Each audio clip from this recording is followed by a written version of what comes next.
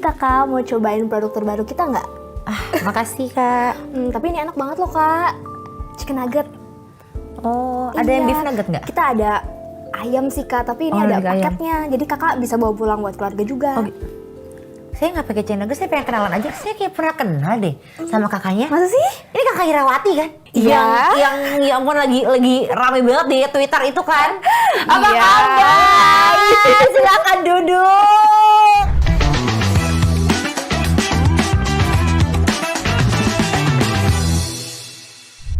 Kita ketemu lagi dan hari ini spesial banget ya, saya kedatangan sesosok menurut saya ini yang harus menjadi contoh untuk para anak muda. Kak Irawati Putri ini adalah dikenalnya SPG Chicken Nugget gitu, yang lolos ke Stanford, right. Wow, keren banget. Boleh kita minta tepuk tangannya nggak di sini? Karena kita ada sekitar 30.500 orang yang nggak nonton di sini ya. Karena di sini cuma sedikit memang, jadi tepuk tangannya cuma sedikit. Panggilannya Kak Irawati, Ira aja. Gimana rasanya bisa lulus Stanford S2 kan ya? S2 betul. Ngambil jurusan apa Kak? International Comparative Education and International Education Policy Analysis. Wow, itu berarti maksudnya dua? Ya, jadi dia bisa dalam satu program dia bisa bertukar gitu. Oke, bisa bertukar ya. Dan mungkin yang harus kita tahuin bahwa Kak Ira ini sebenarnya benar-benar pintar. Pintar karena S1-nya juga di UI. Fakultas Hukum UI, betul. Ya, Fakultas Hukum UI, S2-nya sekarang ke Stanford. Ini programnya LPDP ya? Aku dapat beasiswa dari LPDP, kemudian diterimanya di Stanford gitu. Jadi dua hal yang berbeda antara diterima dengan beasiswa untuk LPDP dan diterima di Stanfordnya memang dua hal yang berbeda gitu. Oh, jadi itu berbeda. Tapi, ya? Maksudnya ketika aku dapat beasiswa LPDP, aku udah memasukkan bahwa Stanford ini adalah target kampusku gitu. Jadi aku punya tanggung jawab untuk mendapatkan kampus ini. Nah, setelah aku dapat Stanford University-nya, itu akan fully sponsored by LPDP gitu. Dibiayai oleh LPDP. Oke, aku penasarannya adalah katanya selain Stanford kan pastinya ada, maksudnya ada apa choice lain nggak sih? Betul. Sebelum aku apply ke Stanford, aku apply ke beberapa universitas lain juga, semuanya di Amerika Serikat memang. Oke, apa aja kalau boleh tahu Kak? Sekarang ini yang udah diterima itu ada Cornell University Law School, Pennsylvania Law School, Penn Law School, kemudian ada Michigan Law School, dan baru aja juga Berkeley Law School. Wow, keren banget. Jadi bingung kita pakai bahasa Sunda aja kali ya. Kebetulan mamaku Sunda. Pakai bahasa Sunda, jadi bisa bahasa Sunda. Kalau bahasa Inggris takutnya saya yang belepotan. Nggak bisa bahasa Inggris. Tapi jujur aja Kak, kamu memang suka belajar kah dari dulu? Aku suka belajar, tapi bukan yang kayak super kutu buku gitu ya. Mungkin kalau misalnya orang-orang bilangnya kayak lebih ke street smart gitu. Oke. Pernah menjadi seorang SPG. Kita tarik ke belakang, mundur jauh ke belakang ya. Dulu ini Kak Ira pernah menjadi SPG. Betul. SPG Chicken Nugget ya. Itu di usia yang cukup relatif muda ya Kak ya. Betul. Masih kecil kok udah kerja sih. Iya. Kenapa sih? Apa sih yang kamu cari? Jadi di usia waktu itu 15-16 ya, 15-16 tahun, aku memang besar di keluarga yang sangat sulit secara ekonomi. Sempat juga ada yang kayak, emang susah apa sih gitu, masih bisa sekolah di penabur gitu. Dulu saking sulitnya tuh kita makan nasi uduk yang harga Rp2.000. Jadi kayak kalau di daerah pemukiman kumuh gitu ya, kita bisa bilang kan suka ada yang jual nasi uduk tuh pagi-pagi. Satu bungkus kan harganya cuma Rp2.000 gitu. Itu aja kadang kita nggak bisa beli 2 bungkus gitu. Dan aku anggota keluarga itu berempat. Kemudian beberapa tahun kemudian muncul adikku yang terakhir ini, terpaut jauh usianya dari aku 15 tahun gitu memang. Jadi kadang-kadang kita bagi itu berlima gitu. Kita nggak bisa makan daging gitu. Jadi kalau makan daging cuman kalau misalnya Idul Adha dan dibagi-bagi kan biasanya kayak ada jeroan tuh ya, dibagi dikasih makan gitu kan. Terus papa mamaku itu kerjanya serabutan karena mereka pendidikannya memang sangat rendah gitu ya. Dan karena serabutan, pekerjaan apa aja juga mereka jalanin. Jadi papaku bisa jadi supir. Nah, gimana cara dia belajar jadi supir gitu? Itu pinjem mobil temannya, yang pinjem motor temannya, latihan sendiri gitu. Papaku dari dulu yatim piatu. Kemudian mamaku dari kampung gitu. Mamaku dulu juga SPG kemeja gitu. Jadi dulu waktu papaku memutuskan kayak aduh ini udah nggak ada saudara yang bisa bantu, apa mau coba merantau aja gitu ya kemana gitu. Terus papaku mau beli kemeja, ketemu sama mamaku mamaku. Singkat cerita kayak gitu ya. Oh, jodohku bertemu karena kemeja. Iya, betul. Okay. SPG juga ya, ada deh gitu. Nah, terus intinya adalah mereka memang menikah juga dengan pengetahuan yang sangat minim tentang resikonya tuh seperti apa sih kalau misalnya punya anak tuh kondisi keuangan memang harusnya benar-benar dipikirkan gitu. Tapi terlepas dari itu, mereka mencoba yang terbaik lah, serabutan. Sampai papa mamaku tuh pernah jualan kue basah gitu ya, kue lontong risol gitu di rumah kontrakan kami. Ukurannya cuma 3x3. Jadi kalau papaku harus tidur itu, tidurnya kayak keluar tangannya sebelah gitu. Karena saking sempitnya gitu, dia tuh di gang gitu. Terus kalau misalnya adikku sering banget telinga digigit tikus gitu, karena ya banyak tikus gitu kan. Terus habis itu kalau misalnya kita taruh perangkap tikus gitu tuh bisa ada 5, 7 gitu di dalam satu perangkap tikus ya itu. Ya. Intinya ya segitunya papa mamaku jualan kue basah. Papaku tuh karena nggak bisa beli motor ya dulu. Daerah pemukiman kumuh tuh suka ada yang ini tukang kredit asongan, tau nggak ya, kayak kredit panci. Nah, betul. Tukang kredit ini kalau parkir sepedanya suka di gang-gang itu ya kan. Terus papaku pinjem sepedanya tukang kredit itu untuk jualan kuenya mamaku gitu. Jadi omsetnya tuh aku inget banget 90.000 ya sehari, tapi kita buat belanja aja tuh butuh 70.000-an lah gitu. Jadi intinya tuh cuman untung 20.000 saat itu kan ya berarti banget aja deh buat kita gitu. Walaupun sekarang kalau kita lihat 20.000 gitu. Kayak kenapa kita berjuang seharian loh itu kerjainnya gitu kan. Terus pernah aku coba mamaku bilang kayak kita coba deh bikin 100.000 gitu. Ditolak. Jangan, nanti nggak laku gitu. Terus papaku tuh harus naik sepeda jualannya dari itu waktu itu di namanya di satu kecamatan namanya Kota Bambu lah gitu ya. Itu jauh banget kalau kita mau jualan ke Roksimas. Nah itu papaku naik sepeda lewat jembatan Tomang yang tinggi itu dan dia balik lagi. Dan bahkan kayak ada satu titik di mana papaku ketinggalan masukin cabai rawit. Dan karena pendidikannya itu beliau dianggap rendah, orang yang dititipin kue sama papaku itu dibilang gini, ya udah balik lagi aja sana.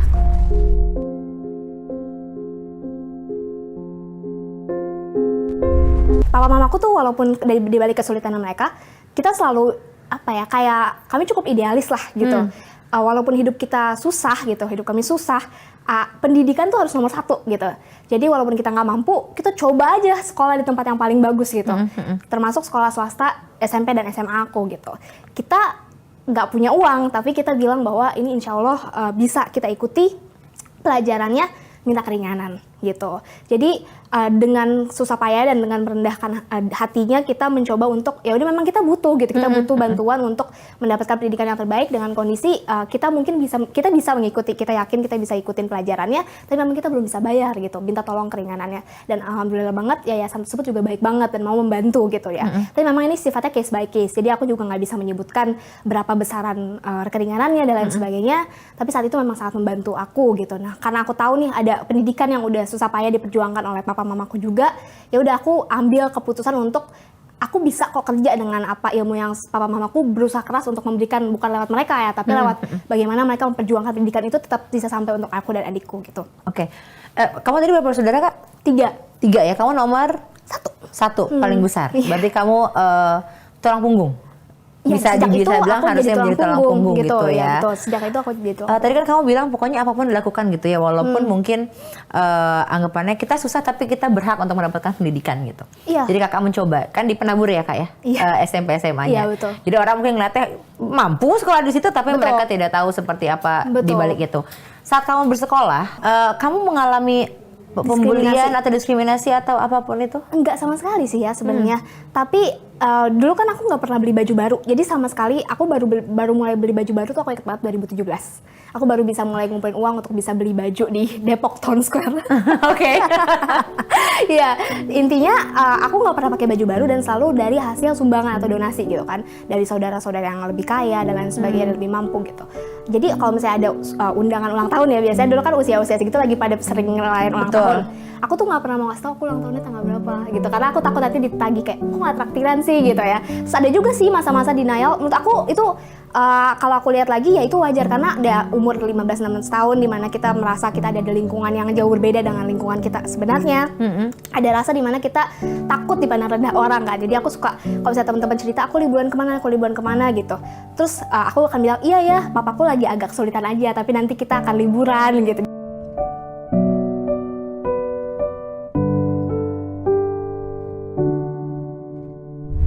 Makanya ya mereka nggak pernah ngomong secara langsung kayak kamu sebenarnya ada masalah apa ya gitu-gitu ya, tapi mereka selalu nunjukin perhatiannya gitu sih. Kayak kalau misalnya aku ulang tahun, mereka akhirnya kayak ini kan ulang tahun makan aja, kita bikin kue gitu. Jadi kan kalau misalnya mereka bikin kue kan istilahnya mereka nggak beli gitu ya, jadi nggak usah aku ngerasa bersalah untuk nggak bayarin mereka makan gitu-gitu ya. Hal-hal sekecil itu sih yang menurut aku mereka berusaha untuk ngasih perhatian. Guru-gurunya pun sama gitu, jadi nggak ada yang benar-benar pernah menyinggung aku tuh gimana, dan aku juga nggak pernah cerita-cerita sih sebenarnya kalau misalnya keluarga aku tuh kondisinya gini gitu. Terus kalau temanku mau main ke rumah, aku selalu bilang jangan ketemuan di rumah deh, rumah aku lagi direnovasi gitu. Selalu kayak gitu Iya, ya. atau aku bilang gini kayak kalau mau ketemuan di Rumah Sakit Harapan Kita. Jadi kan itu pemukiman kumuh aku tuh di dekat Rumah Sakit Harapan Kita. Nah, jadi aku bilang ketemu di lobi rumah sakit aja gimana, adem gitu. Itu kan nggak masuk akal banget ya, kayak kok ngajak ketemu di rumah sakit gitu. Cuman kan teman-teman aku waktu itu kayak ya udah kayaknya mereka ngerti juga lah gitu, walaupun kita belum di tahap yang sedewasa itu juga untuk saling terbuka gitu ya. Gitu Oke, sih. jadi ternyata hebat ya, maksudnya walaupun kan kalau kita pas remaja tuh kadang-kadang ada rasa yang kayak Tuhan kenapa sih aku harus melewati masa Iya, remaja yang seperti ada ini juga sih, gitu. betul. Pas kamu menjadi SPG apa namanya chicken nugget itu dibayarnya per hari? Dibayarnya per hari, betul. Oke, boleh tahu berapa mungkin saking kamu eagernya gitu? Iya, ya kurang dari 100.000 lah. Gitu. Kurang dari 100.000. Ya, tapi kalau misalnya weekend dia tambahin jadi 100.000 lebih sedikit gitu. Nah, itu itu dari jam 6 pagi sampai 12 malam. Jadi 6 paginya itu karena aku harus beres-beres stolnya dulu ya. Jadi aku datang lebih pagi, rumahku kan jauh juga kan. Waktu itu aku sempat pindah-pindah tuh, waktu sempat ada di Jakarta Barat, sempat lagi di Bekasi gitu. Jadi dari Bekasi ke J Expo Kemayoran aja kan lumayan jauh ya gitu. Setiap tahun tuh aku ikutin, dan gak cuma SPG Chicken Nugget sebenarnya. Cuman yang si Chicken Nugget ini kan event besar. Di PRJ itu aku harus dari jam 6 pagi beresin stolnya, goreng chicken nuggetnya. Loh, kamu yang goreng, jadi kamu nggak jual? Bukan frozen food. Ah, bukan frozen foodnya.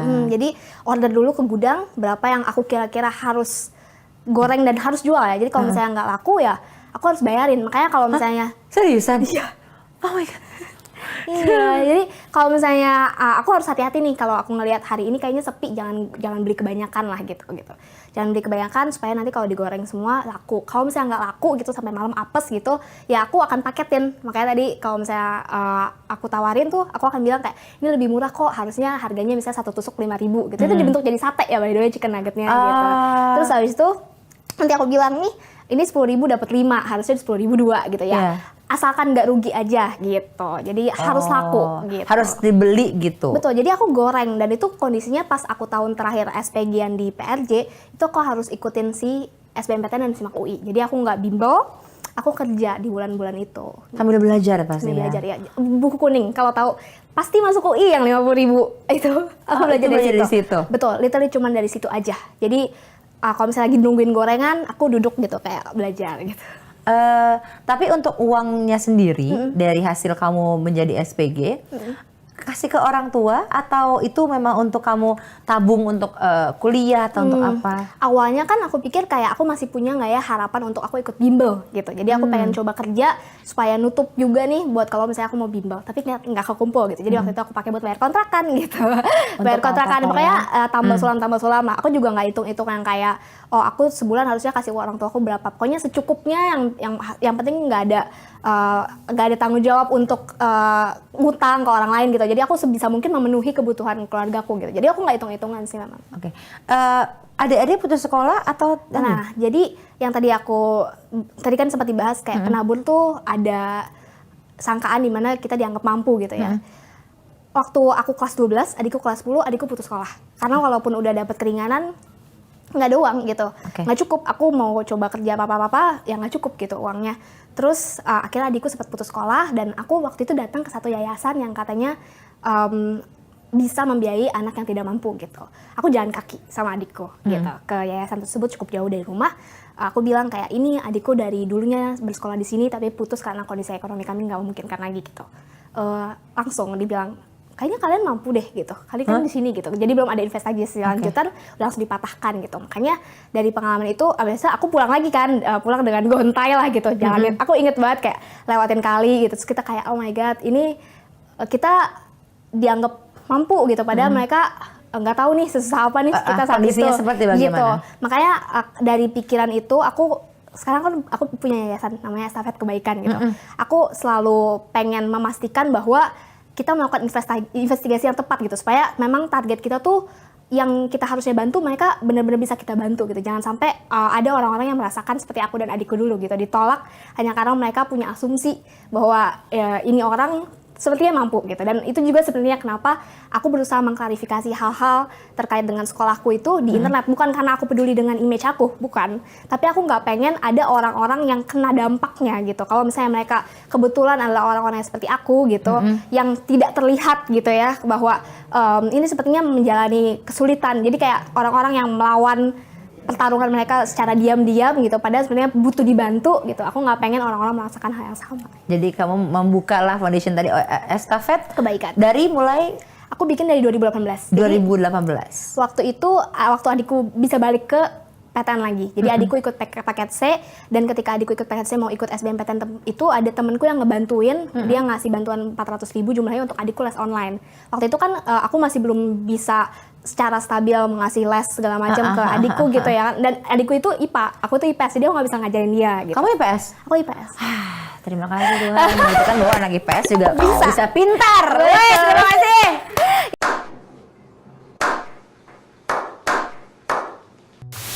Iya. Mewakili anak IPS maksudnya ya.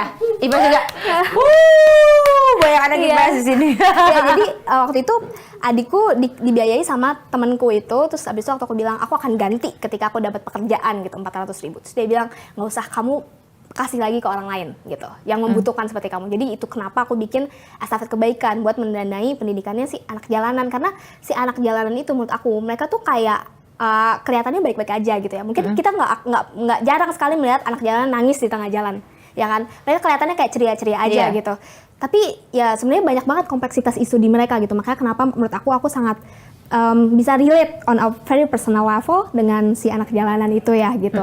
Dan ciri khas si Estafet Kebaikan itu adalah kita ngasih donasi selalu harus dibungkus kertas kado yang bagus gitu, supaya orang yang menjadi target donasi kita itu merasa bahwa mereka ini masih dihargai, tidak dilihat less than a human. Ya, kayak jangan sampai mereka merasa diri mereka rendah atau mereka merasa bahwa mereka dipandang rendah oleh orang-orang yang ingin membantu mereka. Oke, waktu kamu masuk UI, nah itu gimana? Beasiswa juga atau? Oke, jadi dulu SIMAK UI itu masih bisa untuk reguler.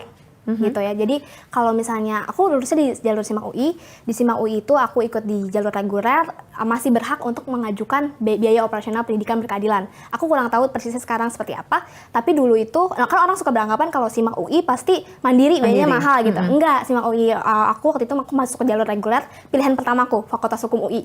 Uang pendaftarannya aku dapat dari menang lomba debat yang diselenggarakan Fakultas Hukum UI juga. Oh, jadi kamu dulu juga pernah lomba debat gitu ya di situ ya? Selama SMA tuh jadinya nggak cuma SPG Chicken Nugget sebenarnya aku ngajar, aku ikut lomba-lomba gitu. Cuman kan lomba-lomba kadang hadiahnya voucher kan? Iya. Nah, kayak voucher ini harus keluar uang dulu, uangnya nggak ada gitu. Jadi gimana ini voucher? Harus mencari yang lain gitu. Akhirnya aku ikut lomba debat terakhirku itu adalah di Fakultas Hukum UI. Tim aku nggak menang, tapi aku ya dapat penghargaan Best Speaker waktu itu. Aku juga nggak sangka gitu kan. Aku dapat uangnya itu bener-bener pas untuk aku bisa bayar SIMAK UI. Jadi kamu tuh bener-bener nyari duit dengan cara apa aja lah istilahnya ya. Pokoknya luar biasa lah. Tapi sorry ya, maaf kalau sedikit sensitif pertanyaannya. For now ya, untuk sekarang, untuk kehidupan papa mama dan adik-adik seperti apa? Jauh lebih baik. Karena Jauh lebih pendidikan ya, karena setelah aku lulus dari Fakultas Hukum UI, bahkan sebelum aku lulus sebenarnya aku udah dapat tawaran dari satu kantor hukum gitu. Kemudian aku bisa kerja full time di sana. Terus setelah aku lulus, aku berlanjut lagi di kantor hukum yang lain gitu. Jadi dari situ jenjang karirnya jauh lebih baik lah gitu menurutku. Jadi memang sekarang kalau netizen bilang udah bisa jalan-jalan, ya karena ada fotonya ya. Selain karena aku ikut trip murah, jadi aku suka. Aku kan nggak pernah jalan-jalan ya dari sejak kayak. Aku tuh nggak pernah keluar negeri gitu. Sampai 2018 tuh orang tua muridku beliin aku tiket ke Singapura. Katanya Miss Ira, Miss harus cobain lah at least Singapura dulu. Yang kayak gitu-gitu loh. Kayak orang tua muridku tuh sebegitu perhatiannya. Dan dari aku lihat satu negara, dua negara gitu, aku kayak oh ternyata bisa juga loh kita on budget gitu kan. Jadi aku punya goal sendiri yang mungkin menurut aku ini kayak bentuk self reward ya. Penting banget sih untuk supaya keep our sanity gitu ya. Jadi aku suka cari-cari solo trip atau trip murah gitu, trip budget yang kayak kemana cuma 20 juta gitu, tapi bisa dicicil gitu, intinya kan itu. Tetap itu ya, ada cicilnya di situ ya, karena kan tetap gaji butuh buat makan ya. Betul. Jadi ya aku mulai pelan-pelan memperbaiki kehidupan ekonomi keluarga. Karena menurut aku ya memang kita semua berhak. Jadi jangan sampai orang berpikir bahwa oh dia pernah cerita susah berarti dia sekarang masih susah dong. Jangan sampai kayak gitu gitu. Karena menurut aku orang yang dahulunya susah, mereka semua punya hak untuk kemudian mengubah nasibnya, dan salah satu jalan yang paling pasti ya lewat pendidikan. Gitu. Pendidikan itu jalan yang bisa kita tapaki gitu sih. Oke, jadi jangan malas sekolah, intinya seperti betul, itu ya. Karena kadang-kadang, tapi mungkin ada orang yang tidak sabar dalam arti kata, udah instan aja ngapain kek gitu. Yang penting ada uang. Tapi untuk orang-orang yang berpikir bahwa ini adalah untuk long term ya, bukan hanya untuk kehidupan 2-3 tahun, ya pendidikan juga penting gitu ya. Betul, Kak Ira ternyata juga membuat ada program beasiswa Irawati Putri. Ini karena aku bersyukur aja sih dengan aku dapat kampus yang, maksudnya aku 10 tahun lalu ketika aku bahkan nggak tahu besoknya mau makan apa gitu ya, aku benar-benar nggak pernah kebayang kalau aku bisa sampai di titik ini gitu. Maksudnya ini kan juga satu perjalanan yang baru akan aku mulai gitu. Tapi aku udah janji bahwa kalau aku diterima di kampus yang aku inginkan, itu kampus yang benar-benar bahkan aku nggak berani bayangin gitu kan awalnya. Aku pengen pay it forward gitu dengan memberikan bantuan dana beasiswa untuk orang-orang yang membutuhkan juga seperti aku 10 tahun yang lalu gitu. Tapi aku kenapa nggak membatasi itu kepada mahasiswa aja? Karena aku sadar betul dari pengalaman aku dan adikku gitu ya. Ada situasi di mana kita butuh ekonomi, butuh bantuan ekonomi ketika kita ada gap year gitu-gitu kan. Jadi aku membuka itu lebih luas dari sekedar mahasiswa gitu. Aku juga memfasilitasi mereka yang lagi gap year, mereka yang mungkin lagi merefleksikan kembali apa sih yang mereka inginkan dalam hidup ini. Aku berharap sedikit banyak bantuan dana ini bisa membuat mereka bisa merasa semangat lagi lah, atau merasa punya harapan. Jadi sejak ceritaku viral itu banyak juga yang DM kayak, terima kasih Kak karena Kakak udah kasih aku kayak bentuk harapan baru gitu. Kayak menurut aku, kata dia, menurut aku saat ini yang bisa bikin aku hidup tuh cuma harapan yang kayak gitu. Jadi kamu berangkatnya kapan nih? Insya Allah pertengahan Juli atau akhir Juli gitu, karena itu tergantung sama visa studentnya kan gitu. Aku nggak bisa berangkat dengan visa lain selain visa student, dan visa student itu nanti ditentukan sesuai dengan biasanya 30 hari sebelum tanggal mulai belajarnya gitu. Ini full beasiswanya atau gimana? Karena kan untuk kehidupan di sana juga nanti gimana nih gitu kan? PDP memberikan beasiswa alhamdulillah full jadinya ya, termasuk namanya? Uang bulanan gitu. Itu juga dikasih. Betul. Orang tua ditinggalkan anaknya? Senang banget sih mereka sebenarnya dalam hal, mereka tuh selalu tipikal yang mungkin mereka secara finansial tidak bisa membantu banyak gitu ya. Tentunya mereka mungkin jauh gitu dari kapasitas itu, tetapi mereka selalu memberikan dukungan emosional. Maksudnya mereka nggak pernah sekalipun melarang aku untuk melakukan sesuatu yang menurut aku itu memang baik gitu. Mereka percaya sepenuhnya. Mereka bahkan belum pernah dengar nih kayak apa nih Stanford gitu. Bingung gitu. ya? Bingung. Tapi mereka percaya bahwa ini bagus nih untuk pendidikanku, untuk karirku insya Allah ke depannya, dan lebih penting lagi adalah untuk gimana aku bisa mengamalkan ilmuku buat Indonesia gitu kan, karena aku berangkat dengan beasiswa negara gitu. Jadi mereka dukung penuh, dan kalau misalnya dari segi finansial insya Allah aku juga berusaha untuk bisa memenuhi kebutuhan keluargaku selama ini. Aku juga udah nabung gitu-gitu. Jadi selama aku nanti sekolah, intinya insya Allah keluargaku bisa baik-baik aja. Gitu. Keren banget, ini contoh serikan di Indonesia, tepuk tangan lu dong. Mudah-mudahan nanti lancar ini sekolahnya Maya. Kalau sebenarnya cita-cita terbesar kamu tuh apa sih? Ya, cita-cita terbesar aku sekarang, aku pengen memajukan pendidikan sih. Karena menurut aku apa yang terjadi dalam hidup aku terbantu dari dua hal sih. Dari pendidikan yang membuat aku bisa dapat karir yang lebih baik gitu, dan yang kedua dari aku ngajar gitu. Dari ngajar itu bukan cuman membantu secara ekonomi ya, tapi itu membukakan aku pada kekuatan encouragement. Jadi pemberdayaan, kayak semangat, memberikan semangat kepada orang lain, itu ternyata dampaknya tuh bisa menyentuh generasi gitu. Jadi menurut aku yang juga kenapa aku memilih Stanford Graduate School of Education gitu, karena menurut aku bisa mempelajari kebijakan pendidikan yang paling baik tuh harusnya seperti apa, mengadopsi dari praktik negara lain atau mengevaluasi dari apa yang kita sudah jalankan sekarang untuk diterapkan di Indonesia, supaya bisa menyentuh gak hanya semua lapisan dari sistem pendidikan kita gitu, termasuk guru dan murid di daerah terluar dan tertinggal. Oke, sejujur-jujurnya, penasaran aja. Kadang banyak orang yang malah berpikir orang kalau udah sekolah di luar negeri, betul. Dia akan langsung lanjut aja kerja di luar negeri. Betul. Kalau Kak Ira sendiri gimana? Enggak dong, menurut aku itu nggak boleh banget ya. Apalagi kalau misalnya kita terima beasiswa negara gitu kan. ya kalau misalnya kita tahu komitmen kita adalah untuk memberikan dampak di sini, di negara kita, apalagi itu juga kan pasti yang dikatakan ketika kita menghadapi panelis beasiswa gitu. Kita meyakinkan bagaimana kita memang akan punya dampak dan sudah membuat dampak dan berusaha untuk membuat dampak itu lebih besar lagi ketika kita kembali sekolah gitu. Dan ketika kita diberikan kepercayaan dalam bentuk beasiswa, kalau kita nggak kembali menurut aku itu cruel sih, jahat gitu ya. Betul. Karena ya jangan diterima kalau tahu bahwa memang nggak mau balik untuk alasan yang culas ya. Maksudnya kalau misalnya nggak balik karena ada dampak yang mau lebih besar yang dibuat dengan sepengetahuannya pemberi beasiswa, menurutku masih nggak apa-apa, masih boleh gitu. Tapi itu juga balik lagi ke gimana kontrak beasiswanya gitu kan. Jadi jangan sampai keegoisan kita membuat kita lupa terhadap apa yang membuat kita bisa berangkat gitu sih. Berapa tahun berarti kan nanti? 1 tahun penuh, 1 tahun 12 full? bulan, iya betul. Oke. Tadi kita juga sempat bilang Kak Ira melihat pendidikan Indonesia saat ini. Iya. Katanya sudah lebih maju. Iya, jauh lebih maju. Apa yang membuat menurut Kak Ira lebih maju? Iya, mungkin kalau kita kilas balik dengan pandemi yang baru terjadi ya.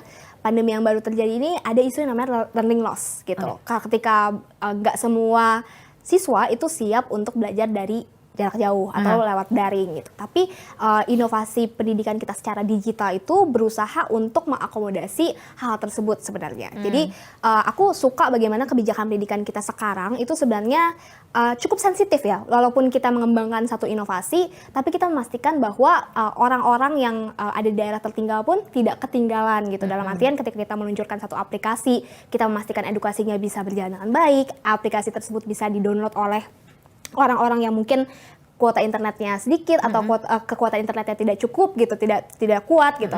Jadi hal-hal yang seperti itu menurut aku sensibilitas yang kita perlukan. Jadi namanya contextual sensibility gitu ya. Ketika kita merumuskan suatu inovasi digital, kita memastikan bahwa ini efektif bukan karena itu bagus, tetapi karena itu bisa disampaikan kepada targetnya dengan baik pula. Dan menurut aku mungkin memang inovasi itu yang namanya tidak akan selalu 100% sempurna, 100% langsung diterima, tapi kita menuju ke arah sana kok gitu. Dan pastinya pimpinan kita juga akan selalu berefleksi ya lewat semua evaluasi, lewat semua masukan gitu, yang akan diterima secara konstruktif. Maka itu Kak Ira bilangnya memang Mengarah kita sudah baik. mulai mengarah Betul. dan mengejar ke sana. Betul. Kalau tiba-tiba kamu ditawarkan jadi Menteri Pendidikan. Tidak akan menolak. Oh ya kamu karena memang ini mukanya aja udah papan tulis kayaknya. Ini kalau tidur dia dengan mimpinya udah gini nih. Aduh ngetik, aduh pelajaran apa lagi gitu deh, buku udah gitu. Ya, kalau Kak Ira beda gitu lah sama kita. Iya, ngigonya dari Wikipedia. Dia ngigo semua diomongin pakai bahasa Inggris. Udah punya pacar belum? Belum. Kelihatan pasti dia nggak akan mikirin itu, udah pasti ya, nggak usah, jangan diganggu, udah nggak usah, jangan ya. Mungkin Kalau nanti jodoh, pulang nanti. membawa opa. Nah, pulang mungkin bawa opa. Kayak Opa. Tapi kamu ini kan pintar, udah gitu energik ya orangnya gitu ya. Alhamdulillah Ya. Kriteria lelaki idaman kamu seperti apa sih? Pasti ada dong nih gitu. kayak Jungkook BTS lah. Aduh, Pekerja keras, ambisius gitu kan. Oh iya. BTS juga mulai dari nol itu. Oh iya, BTS. Iya jauh udah. Siswa dia. Ya, hah? Buku tahunan siswa BTS. Iya. BTS-nya behind the scene. Kalau di Indonesia siapa deh, kan itu di Korea ya. Kalau di Indonesia Nggak ada kepikiran sih aku. so far. Aduh, nggak ada lagi. Nggak ada hopeless. Udah nangis. Nggak apa-apa. Belum. Jadi fokus saat ini ya. Belum ya. Jadi fokusnya belum memikirkan jodoh lah. Belum. Pokoknya Nanti mikirin juga ada. pendidikan dulu. Berat nggak sih mau ninggalin mama papa?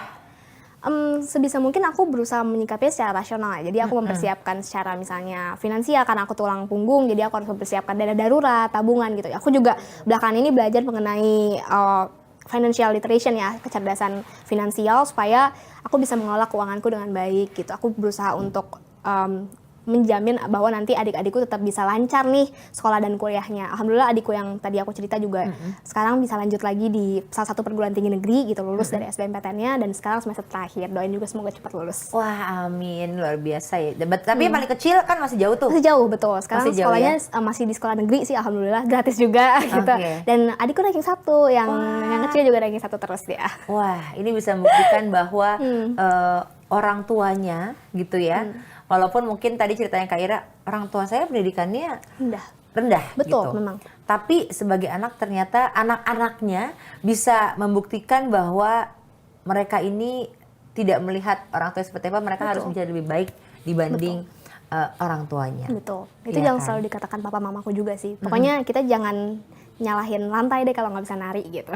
Sebelum kamu pergi, kamu pengen nggak, maksudnya sebelum kamu jalan mengemban pendidikan kamu kembali di luar negeri, apa hal yang ingin kamu sampaikan ke mama papa? Kalau Oke. Wow.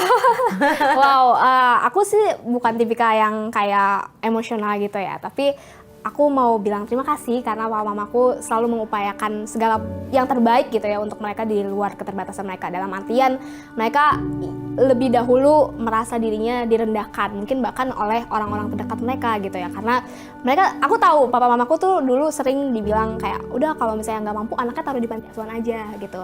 Terus kalau nggak mampu, udah kasih aja makan anaknya singkong gitu. Atau dulu papaku, mamaku pernah dikasih beras sama saudara yang kasihan gitu, terus saking sulitnya kita masih harus jual beras itu lagi karena kita nggak punya cash, nggak punya tunai gitu kan. Jadi aku tahu betapa beratnya papa mamaku dulu memperjuangkan dengan segala cara untuk membesarkan aku dan adik-adik aku gitu. Jadi aku mau bilang terima kasih karena udah mau menahan seluruh rasa malu itu, mau merendahkan diri dan menebalkan muka ya sebenarnya untuk demi kita, demi kami anak-anaknya gitu. Dan menurut aku itu sesuatu yang aku nggak akan pernah bisa balas, walaupun sekarang aku berusaha mengambil peranannya mereka sebagai tulang punggung gitu. Aku percaya mereka juga dengan segala cara mereka masih tetap memenuhi kewajiban mereka sebagai orang tua.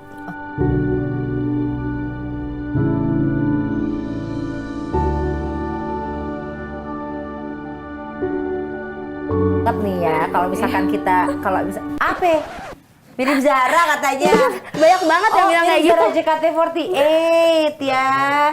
Tapi ini kualitasnya Beda sektor. lihatnya, makanya di sini. Sumpah, aku sering banget dibilang mirip, tapi ya Zara jauh lebih cantik dong kan industri. Industri. Kalau menurut aku cantik itu kan relatif ya. Benar nggak? Iya kan? Apalagi kalau misalkan behaviornya juga bagus gitu, itu akan menambah nilai kamu dengan sendirinya gitu. Tapi kalau misalkan aku melihat Kak Irawati ini gitu ya, walaupun tadi dia bilang aku bukan orang yang emosional ya, dia ini karena sudah ditempa dengan sebegitu kerasnya dengan hidupnya dia, akhirnya dia menjadi orang yang sangat keras. Jadi untuk kamu yang ingin daftar menjadi pasangannya, wah selamat ya. Kalau kamu nggak pinter-pinter banget ngupas dia, selamat ya. Dia tidak akan bisa memperlihatkan apa yang dia rasa terhadap diri kamu. Selamat. Susah loh dia nih. Bener, yakin deh gue. Susah bener ya. Udah nggak usah. Kalau kata orang jangan berharap dulu, kasihan soalnya. Kalau dia terlalu berharap nanti sakit hati, dia pusing, nanti mikir patah hati. Mungkin terakhir kita generasi yang memang pasti membutuhkan yang namanya motivasi, terutama dari orang-orang yang bisa dijadikan contoh seperti Kak Irawati dalam segi pendidikan.